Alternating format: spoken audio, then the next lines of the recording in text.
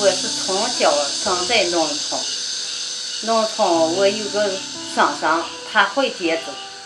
我在8岁的时候呀，每年过年的时候，她给我们每家每户结窗花。出于我的爱好，8岁时候她每天白天还干活，晚上休息的时候才结窗花。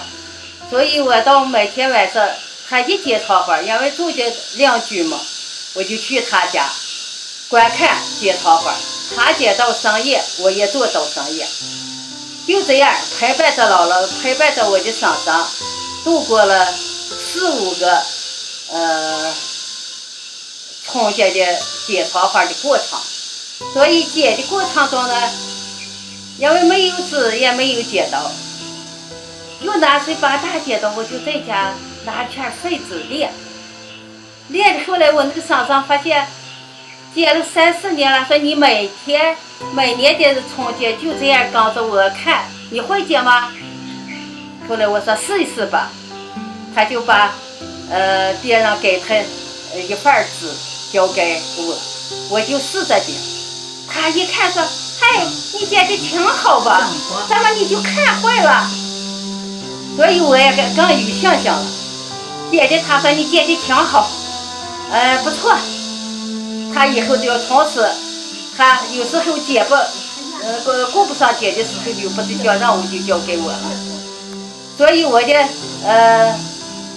这个启蒙兴趣，是与我婶婶分不开的，是他影响了我对这个结子的爱好，是他传承给我的一些结子技艺。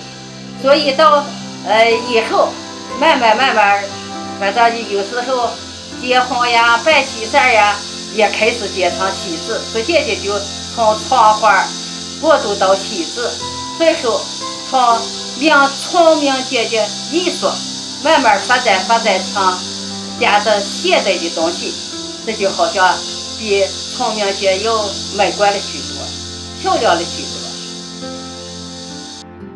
不同的是现在丰富多彩了呀，过去就是局限于一些眼前的实际的东西，结个鸡呀，结个猫呀，结个狗狗呀。你因为农村的范围，你结的东西就是这样的，结个西瓜呀，结个桃子呀，你结过啥结啥，就是你看见啥结啥。现在因为你这个逐渐的走向工作道路，看见参观的多，看见资料也多，所以过去一点结法又觉得有点粗糙，就是太粗犷了。现在又加了一些现在细腻的东西融合进去，所以感到更漂亮、更美。最深刻的是在就是后来这段时间吧，最经历的是一段我给儿子哄孩子的时候，社区派说是要年了有一个大赛，就是现场。你就是一个结子艺人嘛，他知道我会结，说你去现场给人们结去吧，我就现场结。其实现场结的时候，我就在家这么了1、2年了，我就开始在家用了不到最多1个半小时吧，结出一个50乘50公分的一个1、2年的团花，随便结了一份，但是我把它拿一块的这个白纸随便贴上去。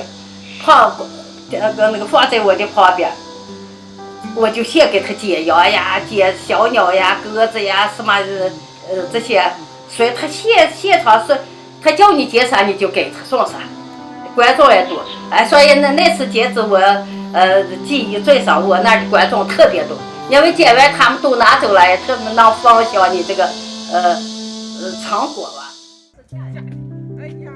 跟随着姥姥的脚步，我们有幸拜访了他所提到的启蒙人，婶婶齐美人。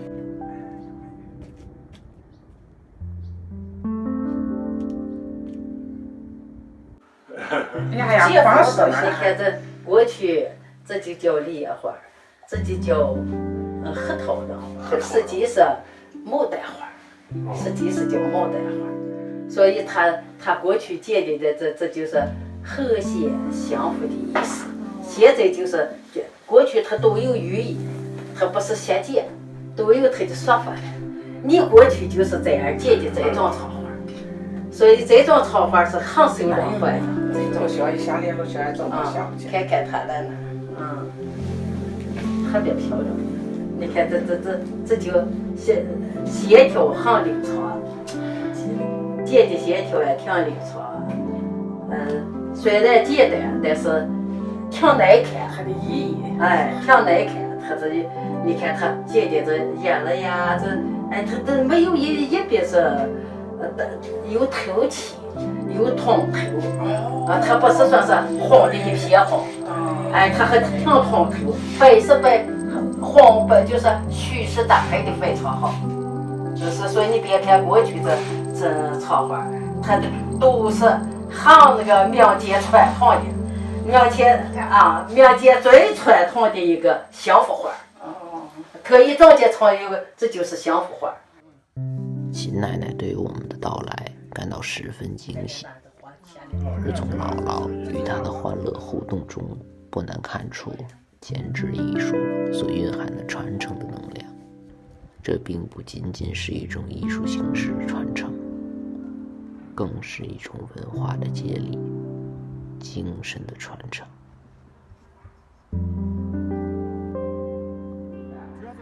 我就觉得我们家的从小呢，周围就是一个类似文化生活的中心。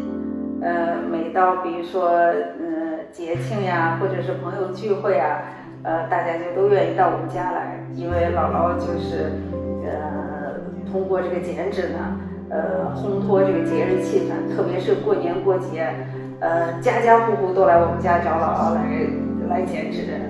我就觉得我们家的氛围就特别好。特别是近年来就是像跟下一辈的交流呀，包括跟孙辈儿的交流呀，姥姥就是孩子们的中心。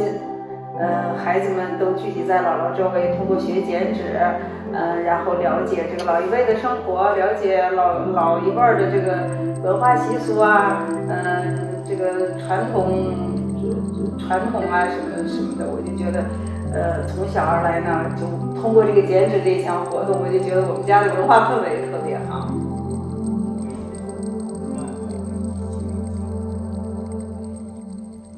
艺术作为一种媒介，其包含的并不仅有艺术家的思想，也蕴含着文化的底蕴。在现代艺术高度发展的情况下，传统艺术的传承面临着更大的威胁。但在姥姥的身上以及家里，我们看到的不仅仅是全家人对艺术的热爱，更多的是对古老记忆的传承，文化的接力。